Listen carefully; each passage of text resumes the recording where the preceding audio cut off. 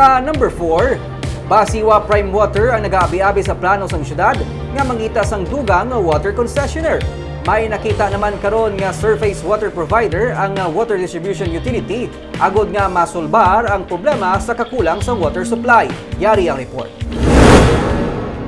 Ginasugura na karon sa pamunuan sa Basiwa Prime Water ang negosasyon upod sa surface water provider nga mong maghahatag solusyon sa problema sa kakulang sang supply sang tubig sa syudad.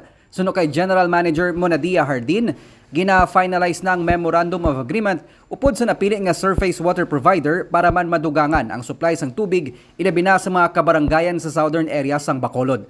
Magluwas diri, ilaman ginaabi-abi ang plano ni Mayor Albi Benitez nga mangita sang duga nga water concessionaire agod mapahagan-hagan ang problema sa water supply.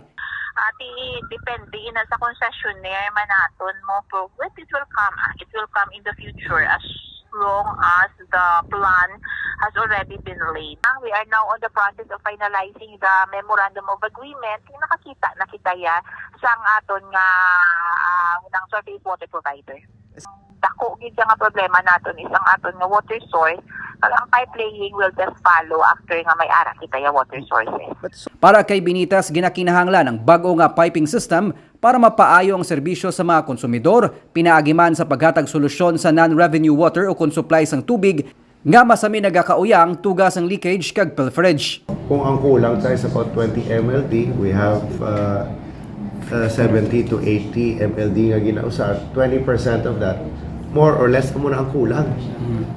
So sa non-water revenue lang, kung i-plug ta ang tanan nga leakages, i-plug ta kundin nga guwa ang mga tubig, no?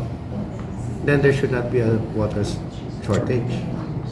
Suno sa alkalde, mayara na sa mga proponent nga interesado para sa public-private partnership o kung joint venture agreement. Meet kami sa Basiwa, I think, next week, bilog the board, and the GM. We will discuss this. But kung may interested parties, I'm almost sure na sigurado with it. Ginsiling naman ni Hardin nga sa karon, padayon ang ginihimo nga pag-rehabilitate sang Basiwa Prime Water sa mga pipelines para man mapahagan-hagan ang turbid water o color iced tea kag kape nga supply sang tubig nga nagagwa sa gripo sa mga konsumidor.